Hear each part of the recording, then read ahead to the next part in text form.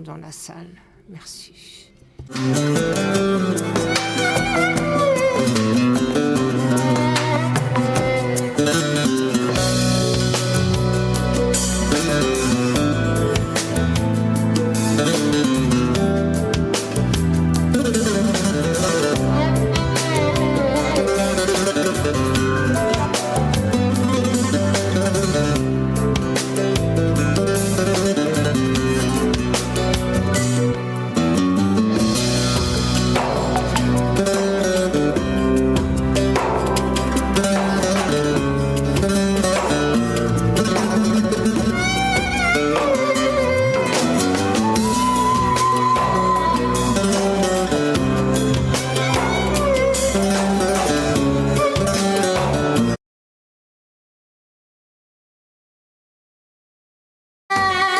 Take your seat.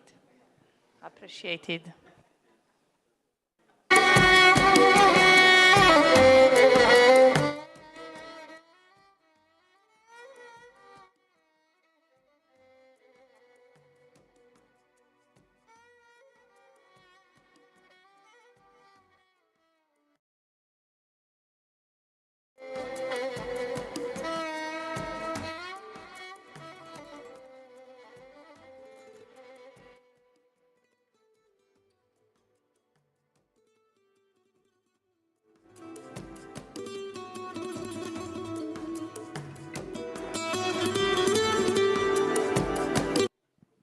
Is it better now? Ah, now, okay. Please.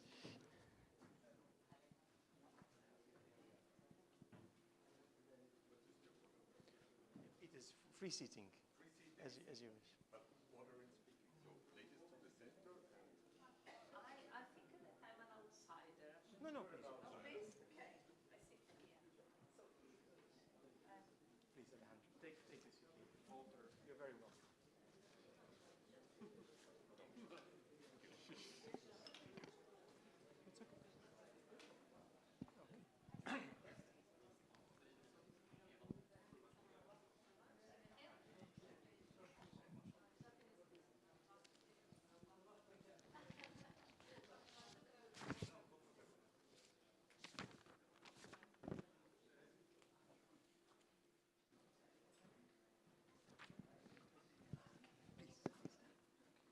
Let me as moderator sit on the side so that I can see you all, but it's good to meet you. Thank you for joining.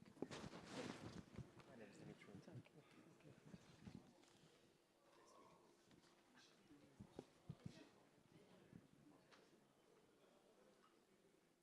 Good, well, I was going to say good morning, but it's already... Bonjour, je dirais, mais c'est déjà l'après-midi, alors bon après-midi à vous délégués. Je suis le secrétaire adjoint pour la Commission économique pour l'Europe et je vous souhaite la bienvenue. Ici, nous allons nous concentrer sur la législation et nous avons ici un panel distingué. Je vais vous présenter très brièvement les membres du panel, mais avant de commencer, je voudrais tout d'abord vous dire que nous croyons fermement que une base juridique est absolument nécessaire. On a des engagements et des déclarations, mais nous pensons qu'un cadre législatif pour la sécurité routière est absolument essentiel. Maintenant, de quoi on a besoin en termes de législation et comment pouvons-nous nous assurer que tous les pays du monde puissent avoir les moyens nécessaires pour renforcer la sécurité routière en ayant des outils légaux pour s'y appuyer. D'abord, je voudrais inviter Madame Ornio, qui est la présidente d'un important organisme sur la sécurité routière. Elle va se présenter, elle va nous donner les points principaux. Luciana, vous avez la parole. Merci. Excellence, Monsieur Mariasi, et merci à mes collègues du panel. Mais tout d'abord, je voudrais remercier le gouvernement du Maroc et évidemment Sa Majesté le Roi Mohamed VI qui a... Je sais que la famille royale du Maroc a toujours été très soucieuse concernant la sécurité routière. Donc, pour vous donner les points principaux de ce panel, je suis reconnaissante de voir qu'il y a tellement de collègues présents ici parce que ça veut dire que la législation est importante. Mais alors que nous sommes ici et que nous avons ici je voudrais dire que la sécurité routière qui est dans le CE sont un langage commun. Je voudrais utiliser la métaphore que nous aimons tous la musique, n'est-ce pas? Quel que soit le genre de musique, la musique est une langue universelle. Les notes sont les pareilles où que l'on soit dans le monde, qu'on joue le piano, la guitare ou n'importe, mais les outils in the tools in the mandate of the ECE, you know, in the legislation, in those tools, they play the important englobés dans les références true and life-saving worldwide. And this is why we promote the access to these legal tools, legal instruments. Some of them are treaties, some of them, sorry, apologies, some of them are just a collection of best practices. Nevertheless, Global Forum with the other working parties has been working across the world regions.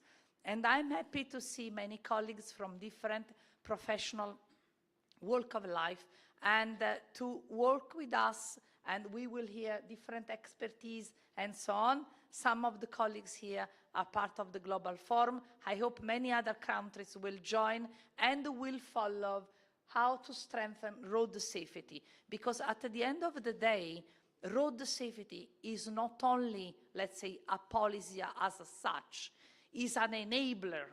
Through road safety, you preserve society from losses. And if you save lives, you also improve economy, you will also improve well-being, you will improve societal transformation, and so on. So it is like a sort of a powerful enabler of how to improve your society when you go back home. So I think that I will not steal any more the time of the distinguished colleagues, and I give the floor to our distinguished moderator to continue. Thank you so much.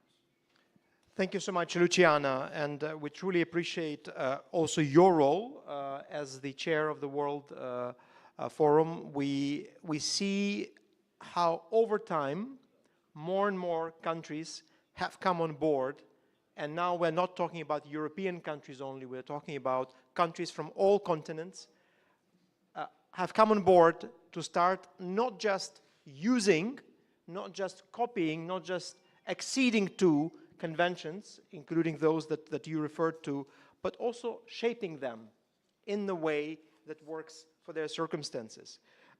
We at UNICE are very privileged to be hosting UN's key legal instruments on road safety, the 1968 Vienna Convention on Road Traffic, Road Signs and Signals, the 1958 and 1998 agreements on vehicle regulations, the 1997 agreement that deals with periodic technical inspections, and many others.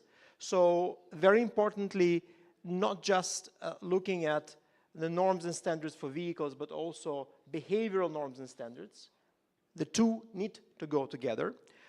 And today we have a very distinguished panel that would shed light on what exactly we mean and what's useful in it for emerging economies and developed countries alike. In the interest of time, I will actually not introduce the entire panel now, but I will start, before giving the floor to each of our speakers with a short introduction. And because they probably wonder in which order I'm going to ask them to speak, the one thing that I will do now, I will announce the orders, so you know. I will start with Mr. Naono, and then I will go to Mr. Melati, and then I will ask Ms. Cruz-Ross, followed by Mr. Luis Octavio Mirando, and we'll finish with Mr. Placide Badji and Mr. Nisler. I hope that makes sense. If I get confused with the order myself, you please keep me to account. It's my great pleasure to welcome you, Mr. Takashi Naono. Mr. Naono is the vice chair of another very important UNEC intergovernmental body, the World Forum for Harmonization of Vehicle Regulations. He's been in this role since 2023. He's also co-chairing a number of important bodies. For example, our group of experts on autonomous vehicles, and I'm sure he'll mention the topic of autonomous vehicles, because as much as we need to talk about the basics of regulation, we also need to talk about the frontier issues, which will catch up with us very quickly. And of course, he has been serving as Director of Safety Office and Vehicle Regulation and International Affairs Division of the Road Transport Bureau in the Ministry of Land, Infrastructure, Transport and Tourism in Japan since 2020. I will not go through the full list of his achievements and roles in the interest of time, but I'd like to pass the floor to you, Mr. Naono. And please, can you actually share with us, from your perspective, what are the key benefits for countries acceding to ratifying UN conventions on vehicle regulations? And how do you see the roadmap for countries around the world to become part of this harmonized approach to vehicle regulations? Floor is yours. Thank you very much, Mr. Dmitry Mariashin, for introducing me. And thank you very much for joining this session. And thank you, Ms. Tatiana, for opening remarks. And before going to the answer your question, I'd like to appreciate for the Kingdom of Morocco for hosting this very important conference, Fourth Global Administrative Conference on Road Safety, under the high patronage of His Majesty King Mohammed VI. And I would like to express the deep thanks for the honorable member of the Kingdom of Morocco and good leaders leading by the World Health Organization. It is very important for us. And to reduce traffic road safety fatality is everybody's dream. And it's also my dream, because my dream is not only the half of the fatality, but ultimately the fatality should be zero in the future. And again, my name is Takashi Naono. And I'm a member of the Ministry of Japan, but I attending here as a vice chair of UNECE, the WP29, which is a discussion for the international harmonization of road vehicle safety. But I think that some of you, only a few of you may know the WP29. So I will experience what is the WP29. WP29 is under the body of the UNECE, and WP29 is one and the only one organization which are discussing international harmonization of vehicle safety. And it's composed by some government officials and the vehicle manufacturers and the NGOs. And everybody can get together and think about how should be implement or establish the international harmonization of vehicle. And regarding the question from our moderator, what is the benefit of our activity? There is a lot of benefit, but in this time, I'd like to pick up 3 points of the benefit of the WP29 discussion. The first one is a benefit for government. And the second one is a benefit for automobile manufacturers. And the third one is benefit for users. And the first one is benefit for the government. Yeah, as you know, the technology is progressing very fast. For example, autonomous driving technology or AI is fast or go fast very quickly, and creating some regulation or requirement for such advanced technology is very difficult if each country discuss independently. But we can get together from a lot of knowledge of expertise from around the world. We can achieve it efficiently. That is a very big merit for WP29. And secondly, the merit for automotive manufacturers. The harmonization of regulation is essential part for vehicle because vehicle is global merchandise. If each country create each different regulation, for example, Toyota should create the version 1, 2, 3, 4, 5 for US, Japan, China, Europe, Africa independently. That costs very much.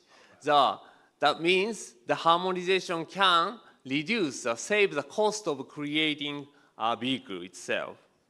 And the third benefit is for user, is the biggest benefit.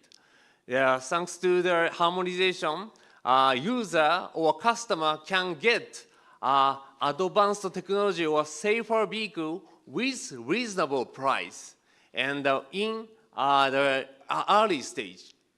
That means we can enhance the traffic safety and the environment on road. That is a very big merit.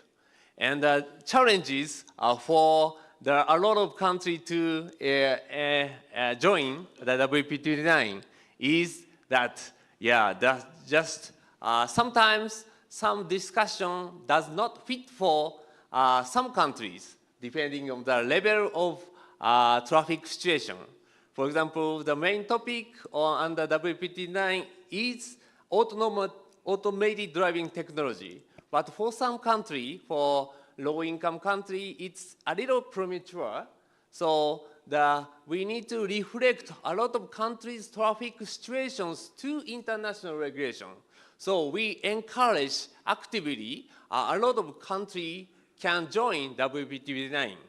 In the past, the WP29 started only the European countries, but it's expanded to Japan, US, China, or other countries. Recently, a lot of middle and low-income countries, such as ASEAN countries, Philippines and Vietnam, have been joined. And the African country, Uganda or Nigeria, has actively participated. So a lot of countries, I would like to encourage everybody to join our forum so that your situation can be reflected to our discussion. That is my answer. Thank you, Mr. Naono. Before we move on, I'd like to draw the attention of our audience to a very stunning fact. That a vehicle made by the same car manufacturer, but sold in different markets, can have completely different safety features. So before we go into the advanced technologies, we're talking about the basics. We're talking about airbags, we're talking about some, braking systems and so on. So Mr. Naono, what would be for countries that are not yet party to the conventions that the Global Forum governs, WP29 governs, what are the priorities? What would you call them to accede to as a #1 priority so that they do not allow substandard vehicles to be allowed into their markets? Thank you very much for your question. Yeah, that is a very good question. My answer is priorities depending on each country. Yeah, for example, Japan or US, Canada, I think autonomous driving technology is the highest priority. But for example, ASEAN country or I think Africa is safety of a two-wheel vehicle is a high priority. That's why priority of each country differs. So we need to catch a lot of priority or requirements, request to international harmonization, international discussion, because if we can get together with a lot of knowledge and expertise, we can give back some answers. So that was reflecting some each traffic situation or priority is very important. Thank you very much. So we take away there is a global body in the UN open to all member states. Low and middle income countries can and should participate to shape the priorities of work. There is a body of conventions from which everybody can benefit to ensure maximum possible safety for vehicles imported or produced in the country. And we stand ready, I think I can speak here also for all the colleagues at UNICE to support you all in studying this and then applying this. But let me now move to Morocco as, first of all, our gracious host. And I'd like to join all the colleagues who thanked the government of Morocco for the excellent organization of the conference, but also for hosting the first ever global road safety ministerial on the African continent. And I'd like to now to turn to you, Mr. Milati. You are in a difficult job in the Ministry of Justice. A country can accede to a convention, a country can have legislation, but what if it's not followed? How can we ensure enforcement? And how do you see specifically the issues of enforcement in the world of road safety, be it when it comes to vehicles or behavior on the road, or perhaps other issues that you face? So a real life experience of a middle income country on the African continent with enforcing.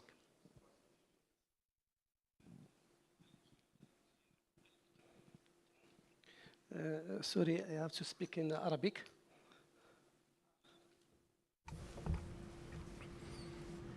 One, two, three, English. 1, 2, 3, English. English channel.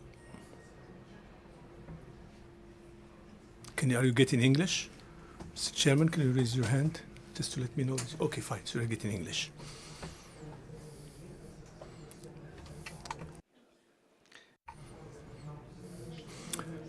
Thank you very much, Mr. Chair, for giving me this opportunity to share with you some insights on the role of legislation in achieving road safety.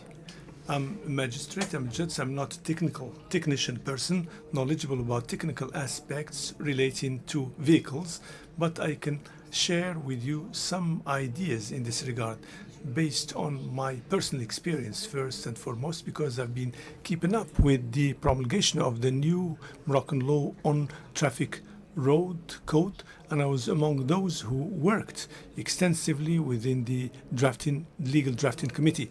And I've been keeping up also with all the amendments relating to the law and the code, and also the pertaining issues with regard to streamlining with the international legal framework. Obviously, I'd like first to ask a general question that might be a starting point for my intervention. Is the international legal framework, could it be a strong ground for building other national legal systems? That's an open question, because when referring to international traffic road, we can see that we have a number of agreements that date back to long ago, starting with the traffic code of 1968, and also another code dating back to 1949, in addition to another one on signs. It looks like there are people who need headsets.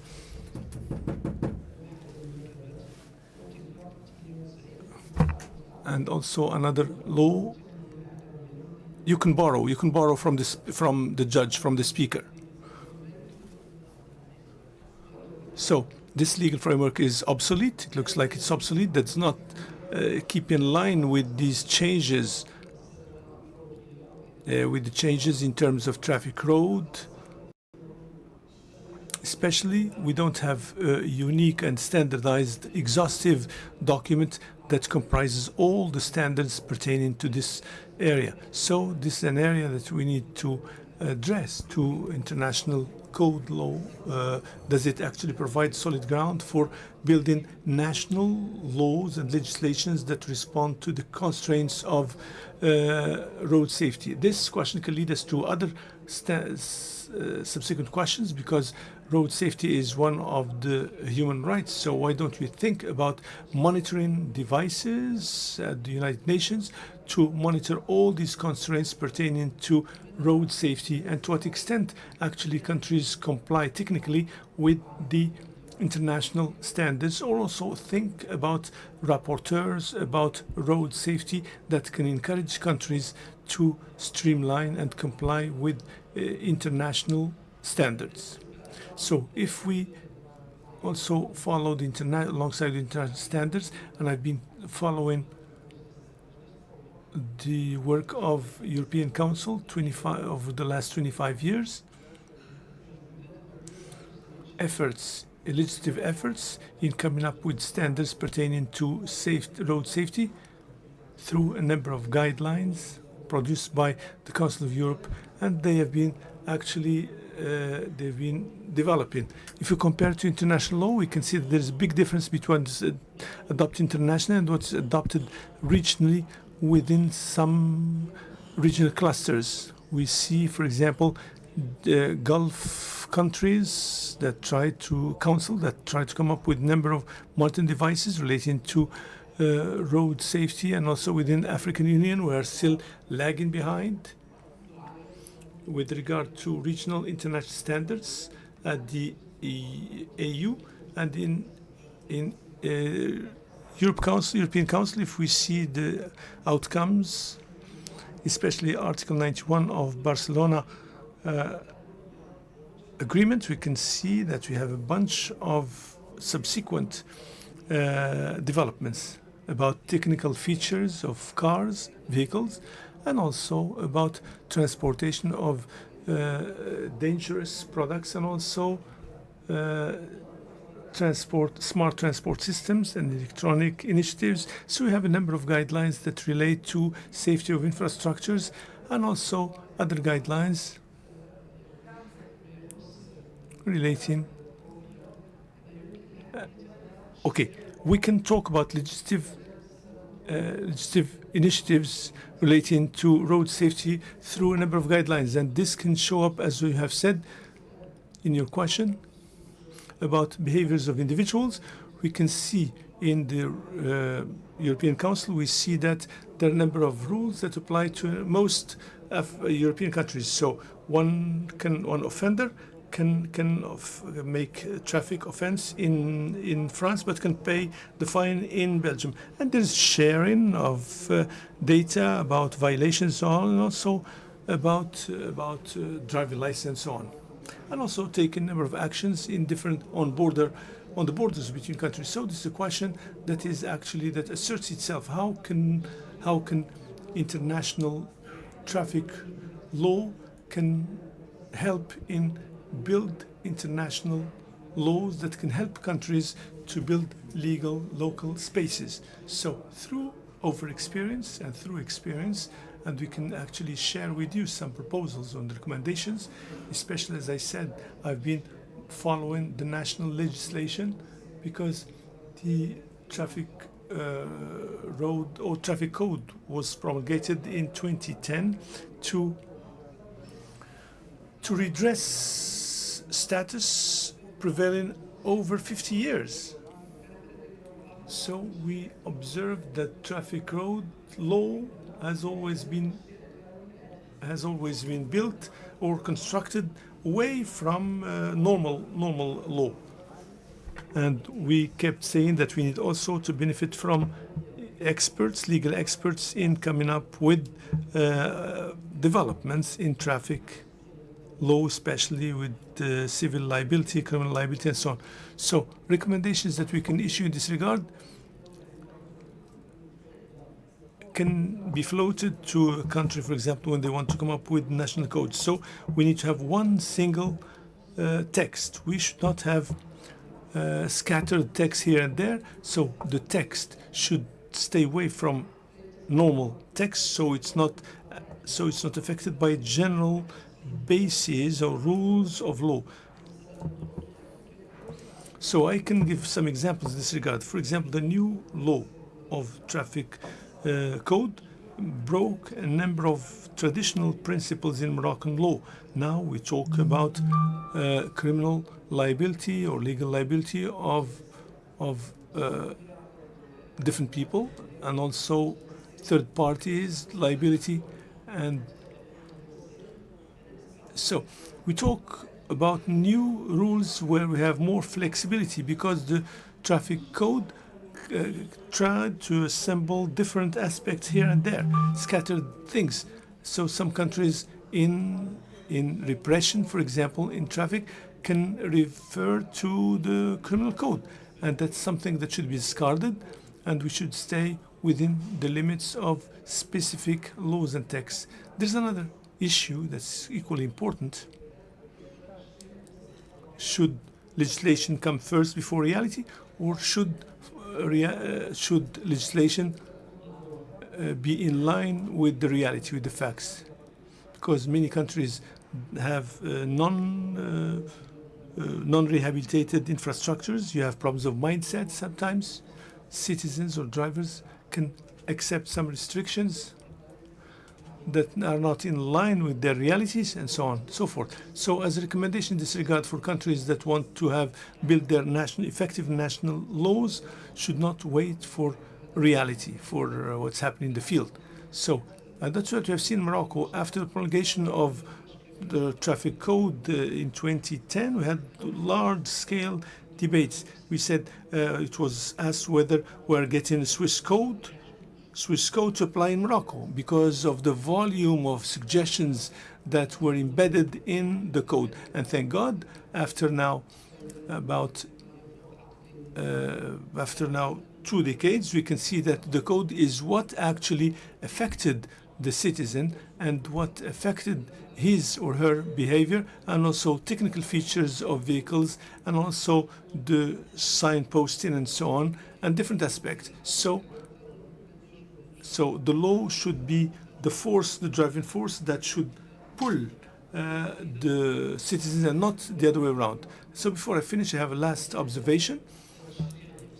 Legislation is an important point, but practice, we should not forget practice. So having a good legislation without standard practice cannot be conducive to good results. So legislation needs good practice from law enforcement bodies, and also from different parties in charge of the roads, so we can have complementarity, and so that legislation can be up to the level of practice, so it can yield good results. Of course, road policy is a public policy and cannot succeed unless it has cross-cutting denominators with other matters.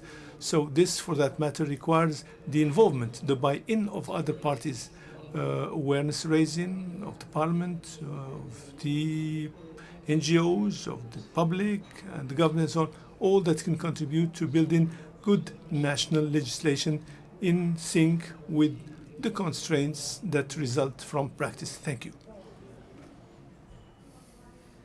Thank you so much. You really provoke us.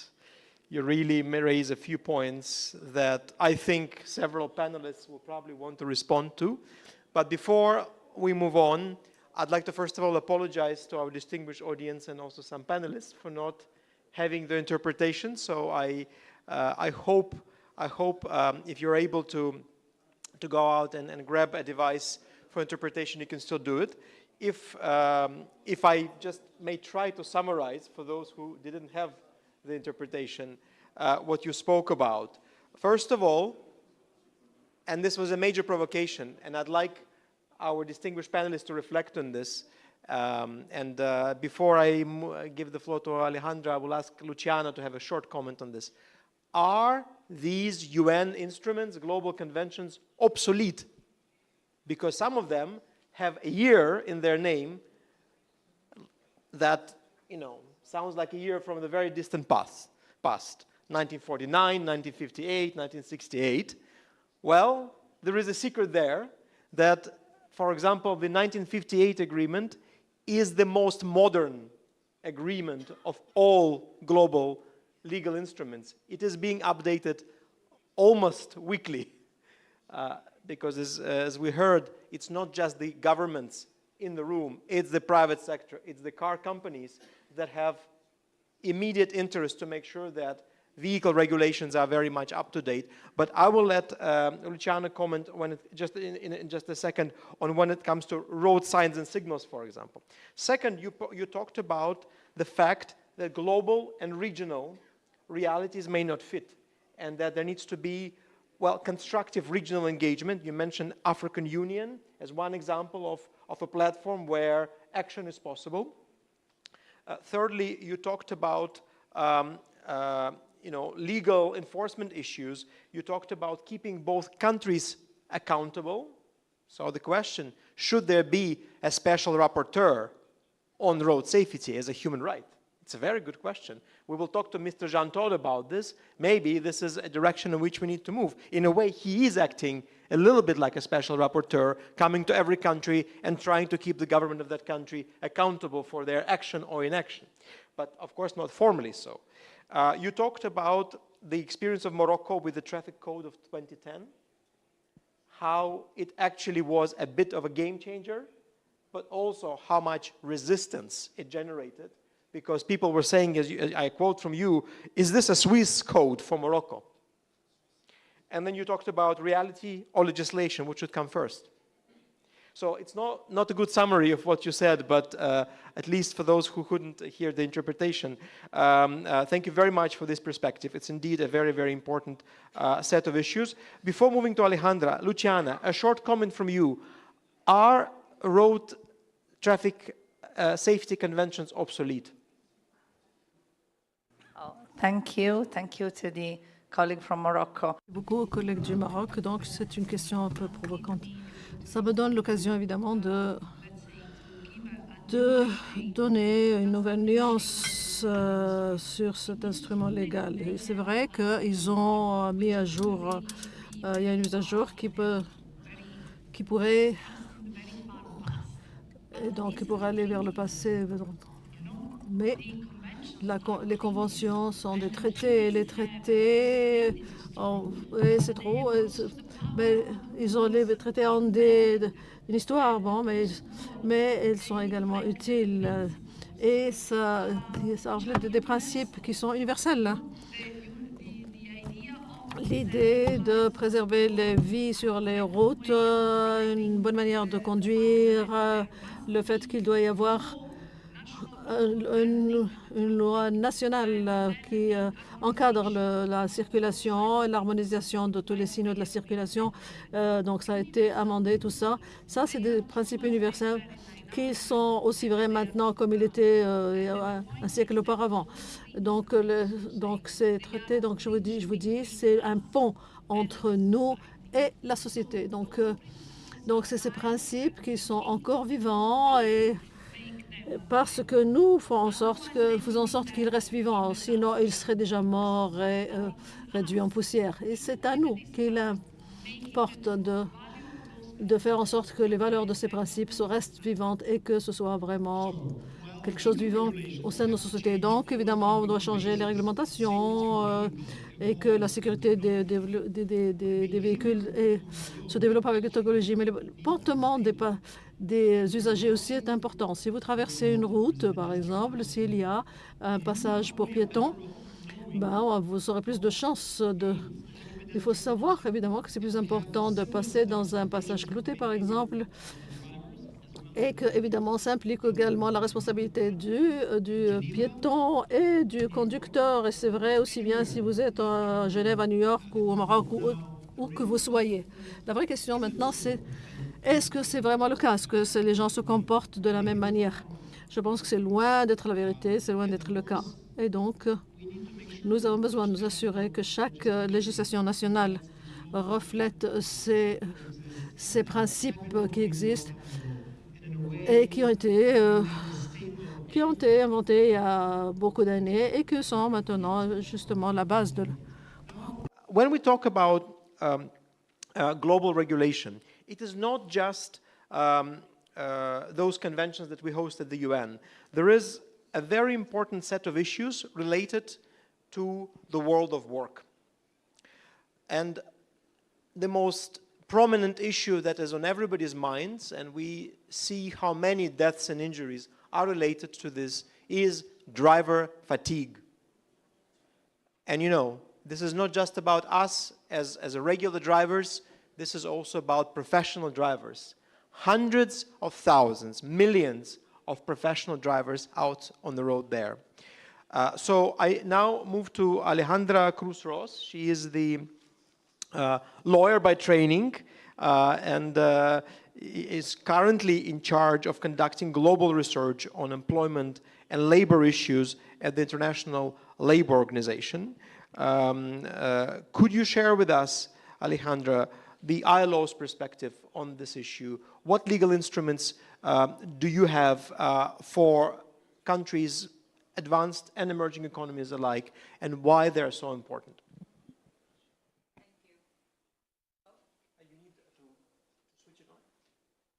Hello? Okay. Good afternoon, everyone. First and foremost, I wish to thank the government of Morocco for their hospitality, and together with the WHO, with the organization of this ministerial meeting, and to UNECE for hosting this session also. As mentioned by Dimitri, there are heavy vehicle and accidents happening every day in this world, killing thousands of victims and injuring and incapacitating many others. Because approximately 10 to 22% of crashes involve a commercial vehicle. And we can also observe from anecdotal data and from certain centers that 10 to 20% of deaths are connected with a heavy vehicle crash, because these accidents have a disproportionate representation. They're the deadliest. I might focus some time, my intervention, on long-haul trucks or intercity bus service, but my comments apply in general to all those professional drivers, whether in a taxi or in an informal urban transport.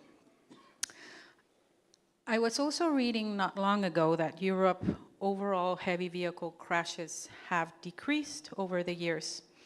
But some alarming data after the pandemic is emerging. Like, for example, in the United States or in Australia, actually truck crashes are significantly on the rise.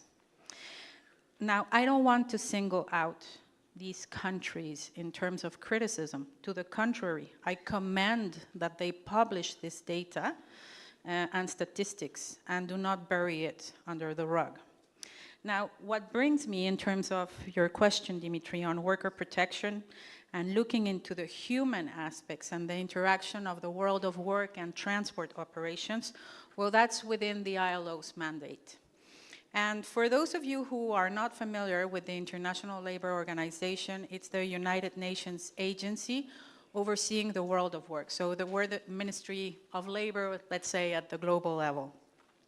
It's a regulatory agency that provides standards and tools to constituents to realize the decent work agenda and improve the protection of workers, but also the sustainability of enterprises.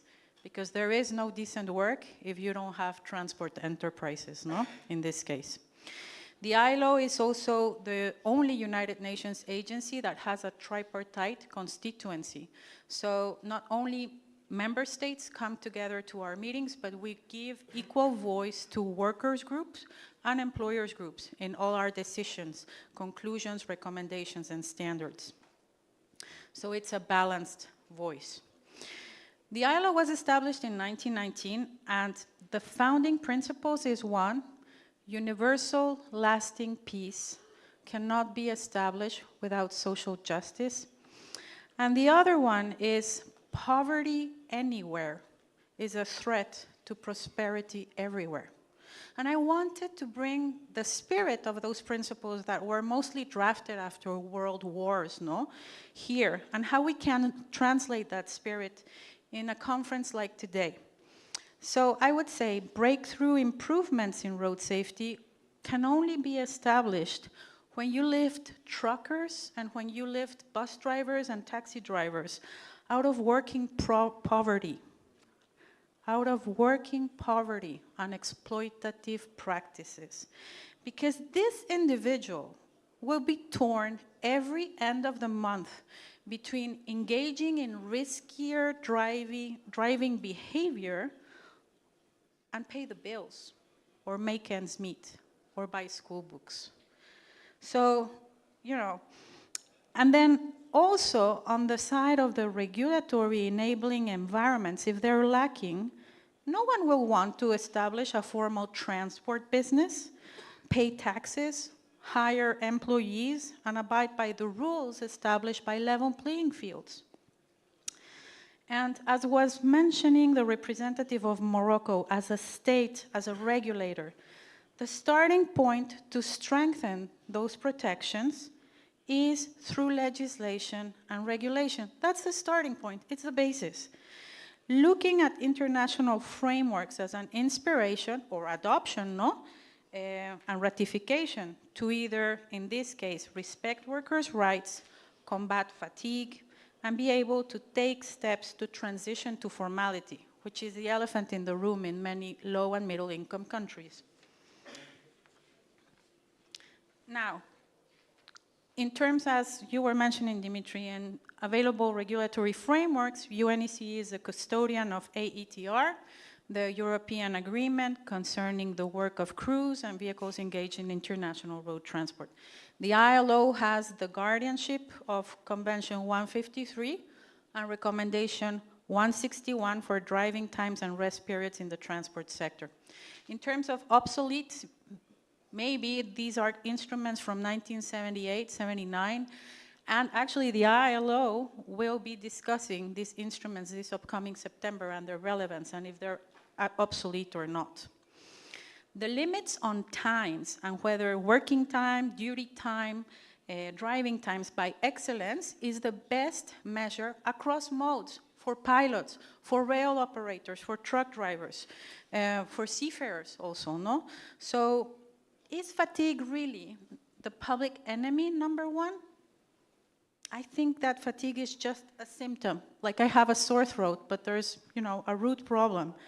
And it needs to be addressed and managed, yes. And in order to achieve systemic improvements as a regulator, you need to focus on what's the root cause of the fatigue. And just because we're in a WHO conference, I think it's like going to the doctor and you have a sore throat, but it might be pneumonia, it might be strep throat, so you need to have the adequate medicine and treatment to combat it. And the root causes and regulatory and enforcement failures, what are these? Linking the fatigue to the crash causation. Was the driver trained in identifying signs of fatigue when they're driving? Are there enough safe and secure parking areas? That's a big issue. I'm not going to stop if I'm going to get killed or the car go, stolen. So no one would do that in their safe mind. So appropriate infrastructure. What's the underlying issue of your drivers driving fatigue? My final point, and I come back to the fact of root causes, we have issued in 2019 guidelines on the promotion of decent work. It's a recollection of all the ILO regulatory principles, since an update of those. We published them in 2019. And coming back to Europe, and the beginning of my intervention, as a region where heavy vehicle crashes have decreased, I wish to point out that this is the only region where currently about 70% of freight is still moved by professional drivers in an employment contract. And this is relevant because if not, the rest of the drivers are excluded from labor laws. Most countries outside of Europe, the freight and sometimes passengers also are moved by drivers under services contracts. They're subcontracted or informal operations. So these workers are not employees, and it's very difficult to form a union, no, because of cartelling and competition laws. They're owner-operators, they're autonomous, they're subcontracted, they're independent, whatever they might be called within the framework, no? And this creates an imbalance in power. And aside from the police and enforcement authorities, there is no responsible employer checking for the actually hours driven by those drivers, which may be also an underlying root cause of the fatigue. And this generates an environment conducive to worker exploitation and unsustainable practice. And this is where the importance first of legislation and also of enforcement agencies of exchange of data at the international level of police forces also comes. And these remain the last barriers actually to control professional drivers in terms of fatigue, driving times, and rest periods. Thank you very much. Thank you so much, Alejandra. I think, yes, it's really important you absolutely deserve a round of applause. You're being very frank with us, so I'm really lucky with the panel today because they are not shying away from asking very difficult questions. So what I heard from you is this not just about acceding to a convention. It's about addressing the root causes. Why do truck drivers drive long hours? It's not just because there is no legal instrument in place. It's because this is sometimes the only way for them to keep bread on the table.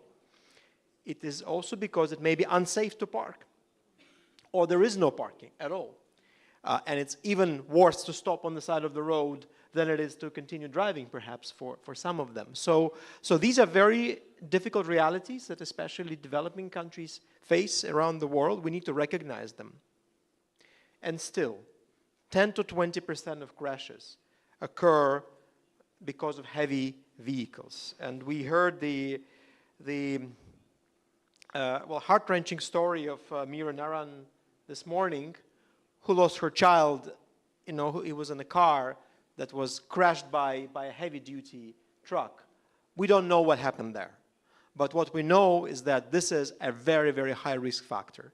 And that we know that most of the truck drivers in emerging economies are not protected by an employment contract. This I didn't know. This is completely new information to me. Frankly, this is a major issue because under a service contract, it's a whole different legal framework. You're not protected. Nobody really cares about how long you drive. So while in Europe, we are actually privileged to have, for example, the ILO conventions and the European Convention on Driving Times that we host at UNICE, it may not be the case elsewhere. So I think we heard a very clear call for action. Let countries consider these conventions, but let's also work on the enabling environment, on the root causes that underpin the problem. Thank you so much, Alejandra, for sharing this critical perspective. I now move to Luis Octavio Miranda. We are, I think, going to hear from you potentially comments on what you've heard. I'm really glad that you're coming now, that you've heard perspective, for example, from Morocco. You heard some questions asked. You heard also the very thought-provoking points by Alejandra.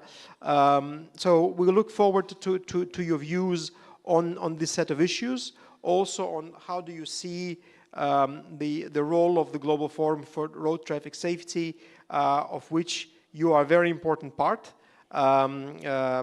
being the Brazilian delegate to the WP1. And of course, we look forward to hearing about Brazil's experience, because we also take note that you serve as advisor at the traffic department of the state of Pará, which is very interesting because it's not just at national level where we need to have regulation and enforcement work.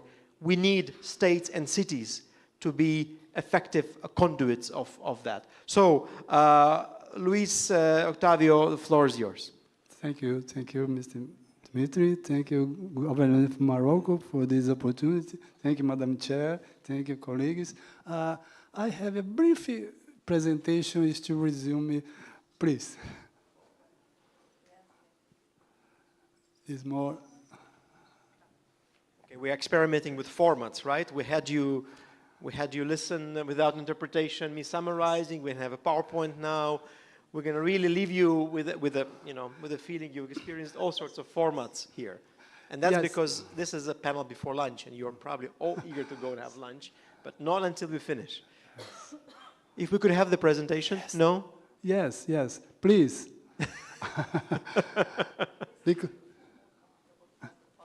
Yes. Okay. Sorry. But you still have up to 5 minutes, no matter how many slides you have. Yes, my presentation is there. Sorry. It's about the legal instruments, especially 7 legal instruments referred in the United Nations resolution.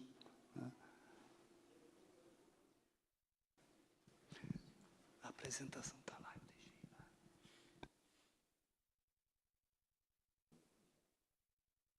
Lá da esquerda do cantinho. Just a minute. Okay. As a warm-up, Luciana will say a few words. I just wanted to seize the momentum while the Brazilian presentation is fixed to go back to what Mrs. Cruz was saying and what the distinguished moderator was saying, just to make you all think about this point. Whatever, even though could sound provocative, is not regulated is invisible. Those who are not, let's say, addressed by a proper working contract, if the road safety rules are not properly set, all those become invisible. And this is what makes them even more vulnerable. This is why it is important, going back to what all we are saying about framing the right legislation and the legal frameworks. Thank you so much, Luciana. Very important point. What's not regulated is invisible, and also is not accountable. You cannot keep the government accountable. And now, over to you, I'm afraid without the presentation, but please continue. Unfortunately, my presentation is not approved. I'm sorry about that. Well, I would like to resume. It's important to highlight 7 legal instruments, 3 conventions under the coordination by Global Forum for Road Traffic Safety, 3 agreements under coordination for the Global Forum for Vehicles, WP29, and 1 especially agreement by the Danger Good by Road under coordination working party to Danger Good, WP15. The more important results, today there are 149 countries in WHO regions. WHO region is the scenario to this description. So 138 countries, so 71%, are contract party to at least 1 of the 7 legal instruments, at least 1. 138 countries from 194 countries.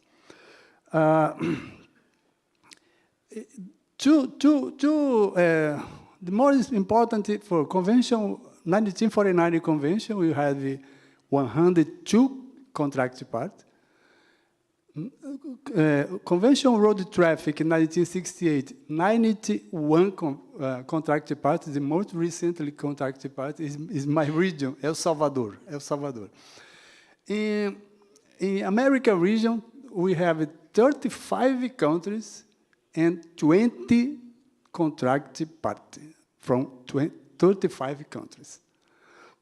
In European Union region, we have all 53 countries with contracted parties to at least 1 to 7 countries, seven legal instruments. Sorry. Finally, I would like to highlight 2 points.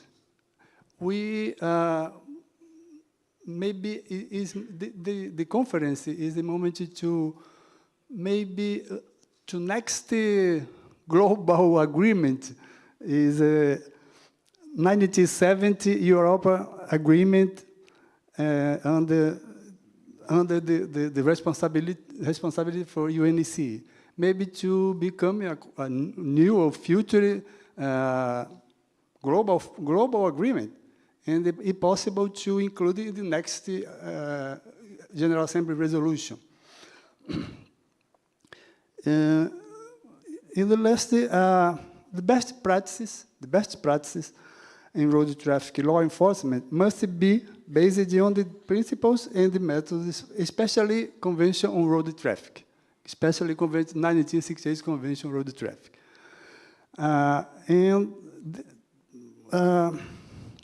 The conference is important time to support the AETR agreement and the next global agreement road safety.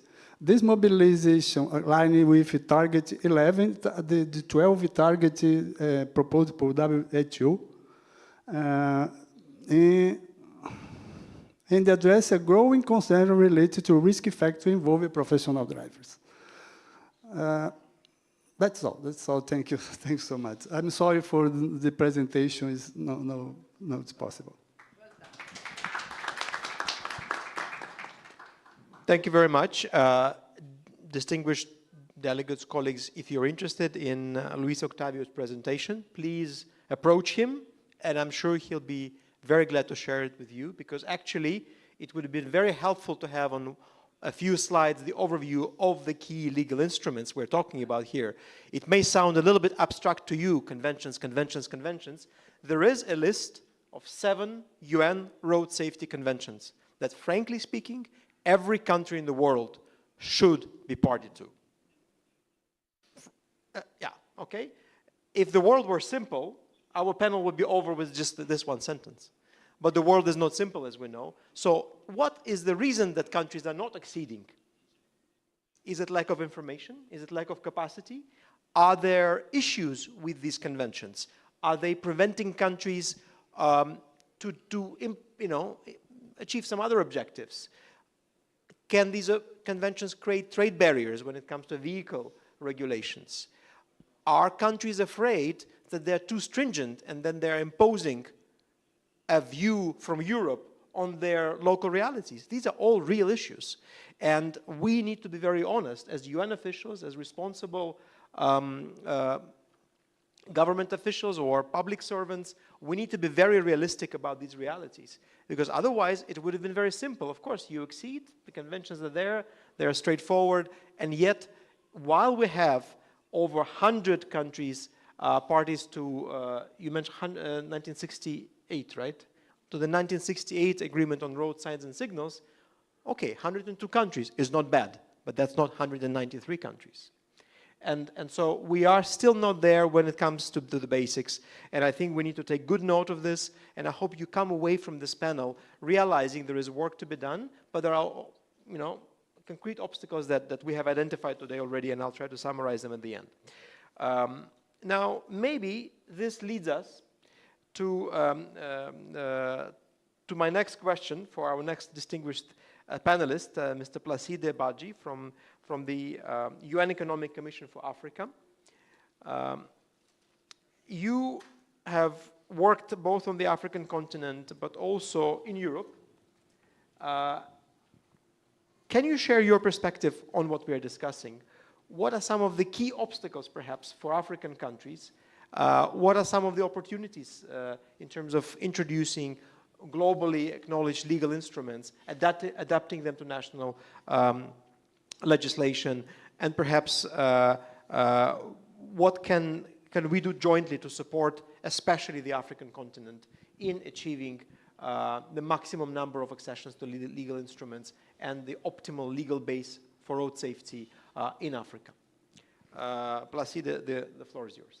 Thank you, distinguished participant and dear colleagues.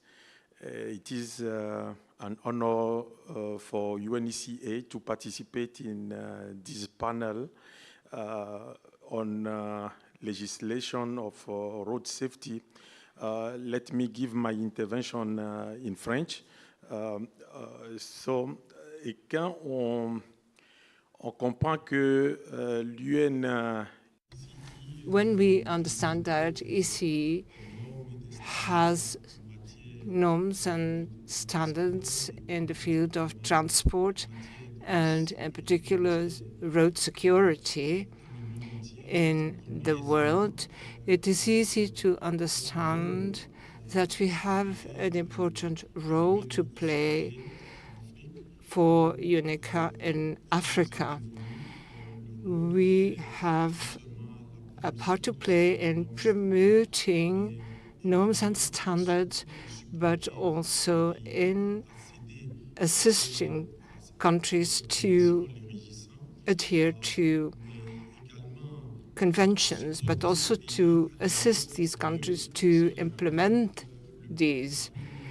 This is the most complex part of the job. We have some experience. Some are fortunate and others are less fortunate. The colleagues of UNEC with whom we are working, we evoked a number of factors that mean that countries are rather hesitant to adhere to conventions. First of all, the political factor, but also economic factors. When you consider, for instance, political factors or economic and political factors, then that means that we are talking about second-hand vehicles, old vehicles that are transported, that are massively imported to Africa. And then we can say that human life is priceless.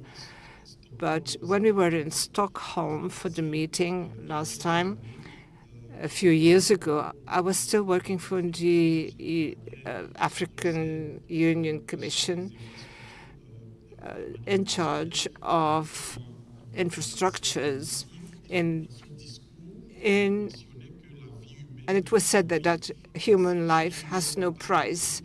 And if human life is priceless, in Africa and Europe, we have to recognize that these conventions are universal, that these continents over years, these conventions have become universal and are still applicable. But when we get back to what I just said,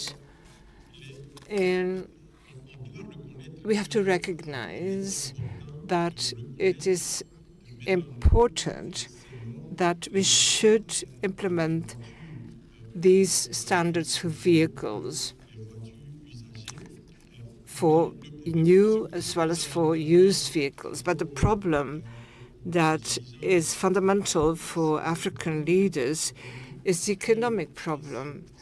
Indeed, these used vehicles meet social and economic needs that are important, and they are stuck at that level. They're also stuck on the political level because over when there's elections, there are many people who are going to vote, and they are just stuck. But when we go back to standards and norms at our level in the Economic Commission for Africa, we assist countries to carry out surveys and to illustrate how important it is socially and economically to become members of these conventions. We assist them and we help them to make a mapping of the procedures to reach the objective and to be able to ratify the conventions. In the first place, technicians and the government should first of all understand the benefits and the importance of such instruments and convince the political leaders. Over the last couple of years, we have worked in Uganda to make it possible to adopt the norm 22.05 concerning the helmets in Rwanda. And it was a fantastic experience. However, when I saw my colleagues of UNEC, they were very anxious that this should be happening. And I said, well, of course, here things are very quick, 2 years to adopt such a convention. That's fast. That's pretty fast. And when you compare with other countries where it takes 10 years to ratify a convention, when one has to be very patient. So these are political issues. These are technical and economic issues. We are able to sort them out at technical level in countries in Africa. But in conclusion, let me say that it is true. What we need is more concepts, small technical surveys to convince the parties to adhere. We have to work now to encourage more African countries to take part in working parties, to put in place informal and technical groups where technicians already are knowledgeable on certain norms and standards and why they have been created. And if they are convinced, if they are knowledgeable, they will be advocating the process. We have started this discussion with our colleagues of UNEC concerning electric vehicles. It is now that we have to encourage our member states to take part in putting in place norms and standards. Later will be too late. We are talking about standard vehicles, combustion vehicles for the importation of used vehicles. And 10 years on, we will have even more problems. So we have to tackle the subject right now. Thank you. As you see, we are moving between people and vehicles because both are very important when it comes to regulation and legislation. And this was a reality check from Africa. By the way, I would like to inform you, distinguished audience, that we were planning to have with us the Director General from Côte d'Ivoire, but unfortunately he couldn't make it. He was held up in the ministerial roundtable in the end. But I think what Mr. Baji shared brings a very important perspective from Africa in this particular case, but also I think from other parts of the world where acceding to these very important legal instruments is not so simple. Countries face both political and economic obstacles. And what you mentioned about used vehicles is a critical point. So many people die in low quality used vehicles, or vehicles that frankly after decades no longer conform to any standard and yet are being exported from the developed countries to the developing countries at scale without any regulation. And I think our next and final panelist will probably touch upon this issue.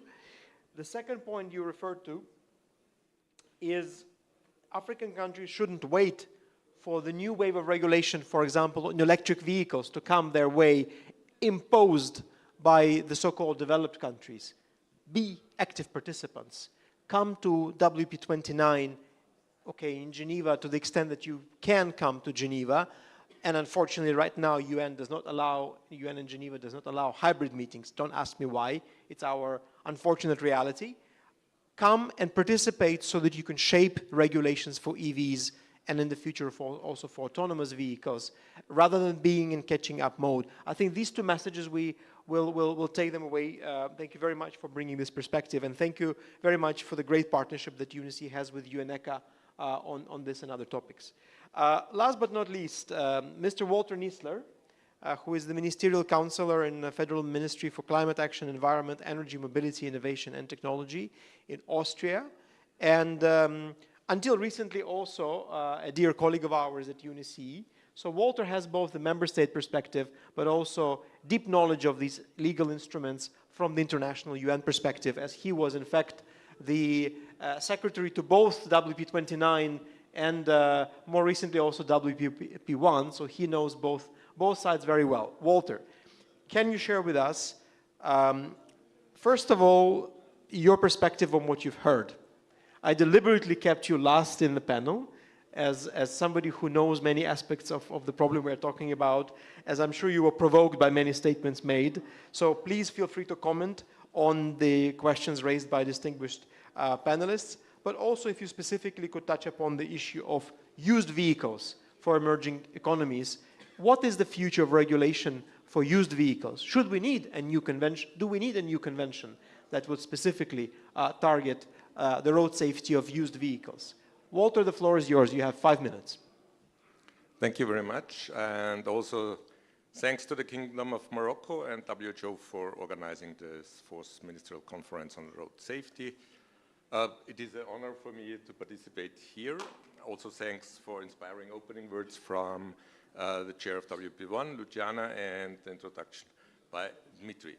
As a very quick reply specifically to Placid's mentioning of the economic situation, if you take into account that the social economic costs stemming from road crashes for low and middle income countries are somewhere between 3, 5, even 7% of GDP, I think somebody who candidates for election and says, I will increase GDP by 5%, I don't see a better argument, because the GDP increase in a country is benefit for everybody. Now, very brief, I have very short time for huge amount of information to give. So first of all, it is important that countries have in place national legislation, because this provides what we call a level playing field for all stakeholders.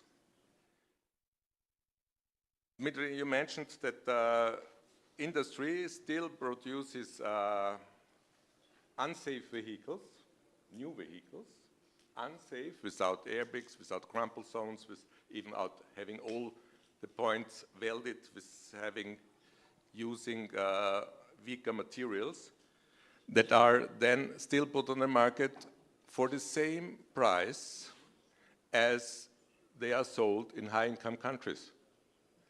So the difference is the cash cow for the industry. And there, I think, we should consider this also from a more ethical background. And interestingly, the International Organization of Vehicle Manufacturers, OICA, has issued a manifesto that they commit that they would produce vehicles complying with minimum safety requirements, but only once national legislation would require it. So industry says, yeah, we are the best, we are the good guys, we produce everything, but of course we need legislation that would demand for this. It is very important that when you create national legislation that it is based on the international regulatory framework for vehicles. It is every national created standard that is not complying with this international framework allows the industry to say, okay, we will follow your requirement, we will produce a new version, but your customers will have to pay it. So it makes vehicles more costly than the benefit that stems from it. Very important is also when the vehicles are in the country that there is a system in place of periodic technical inspection. And I think Morocco is one of the biggest champions here in the continent and showing how to do this, how to have it in place, a working system. When we look now on imported vehicles, also there it is important that in the national legislation there are requirements for used vehicle imports and that they are based on the existing UN regulatory framework. All the vehicles usually produced in high-income countries follow this regulatory framework. We have different sets of regulations for the European and Asian part, including Australia, which is more or less following what is done under the 58 agreement, but also the 98 agreement, which serves countries that have self-certification regimes like the United States, Canada, or partly Korea in the Asian zone. So these basic systems provide the basis for having safe vehicles. And of course, this can be done very easily. The country can just refer and require compliance with these existing regulations. Or if it is not possible due to the national legal system, then we have shown, and Placide has mentioned the project in Rwanda, that it is possible to transfer these UN regulations into the shape of a national standard. And I think we did this standard in 1.5 weeks, something like this. And this was something that is even easy manageable. Now, when we look on the transfer of used vehicles, this is being brought on a high level under the World Forum for Harmonization of Vehicle Regulations, where an informal working group on requirements for safer and cleaner used and new vehicles for low and middle income countries has been put in place. This is the place where all stakeholders from both the exporting side but also the importing side come together, and we have there specifically from the African side a very good participation. There it is people, these different stakeholders can talk to each other and develop requirements. And so far this group has developed requirements for export and import inspection, and this shows that there is shared responsibility. Also, the exporting country has to take care that those vehicles that are exported are in a safe and environmental friendly condition. The group is now looking on the list of minimum requirements based on the UN regulatory framework, but also taking into account equivalent national pieces of legislation that countries are all represented.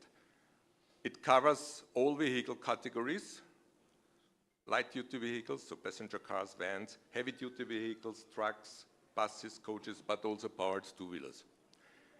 Also, it covers the minimum requirements on active, passive, and general safety, as well as on emission requirements.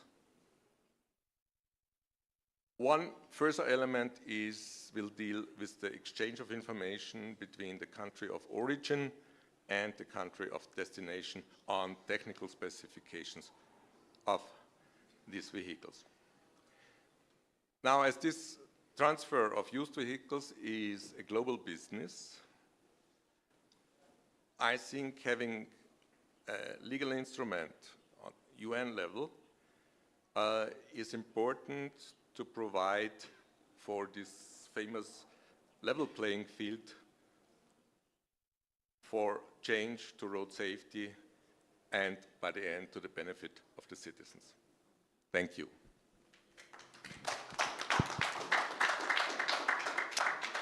Thank you, Walter. I think this was actually almost a summary of our discussion in many ways. We are at time, so I will not, unfortunately, go back to our panelists for additional round of questions, but I'd like to summarize quickly by saying the following three things. First, I think it's very clear that without regulation, there is going to be no action because the issue remains invisible, because private sector actors are not going to automatically do the best job they can without regulatory requirements. Let's be very frank about it. And because we owe it to the citizens of every country that they have the access to the same level of safety. So I'd like to really bring the human rights perspective here. So from these perspectives, it's clear. 7 UN road safety conventions, a lot of very well-developed standards, and countries would do well by exceeding, ratifying, and or adopting the national legislation that conforms with these. That's point number one. Point number two, at the same time, we heard very clearly that economic and political realities in many countries around the world are not allowing them to do just that. So things are not so simple. Be it the situation where the import of used vehicles is seen as a social discontent buffer, you know? You let people drive a car, no matter how unsafe, but it's a car. And it's elevating the social status. It's allowing them to engage in small business activity. Or what we heard, the reality of not having employment contracts for most of the truck drivers in developing countries. These are things that you cannot just overcome by saying, here is the perfect convention, accede to it. So I think we need to be very mindful of these realities, and that is a second realization that is as important as the first one. And finally, we know what to do about this gap between our objectives and the realities on the ground. We need to work together in a very granular fashion by having as many developing countries participate in shaping the future of regulation. So please do come to the ILO, to UNECE, to other international organizations that deal with road safety regulation. If you cannot come to Geneva, but you are coming to Addis for meetings of the, related to the African Union or ECA, please pass the messages and the information through our distinguished colleagues in the European Commission for Africa, or Latin America, or Asia and the Pacific. We work together as the 5 regional commissions. And of course, we hope that you will come and help shape these regulations going forward. But there is also a very clear need for supporting the capacities of developing countries around the world. And we are trying what we can with the support of the Road Safety Fund, with various programs funded by various donors to bring these conventions closer to countries, to help build capacity of local stakeholders. And we count on your support.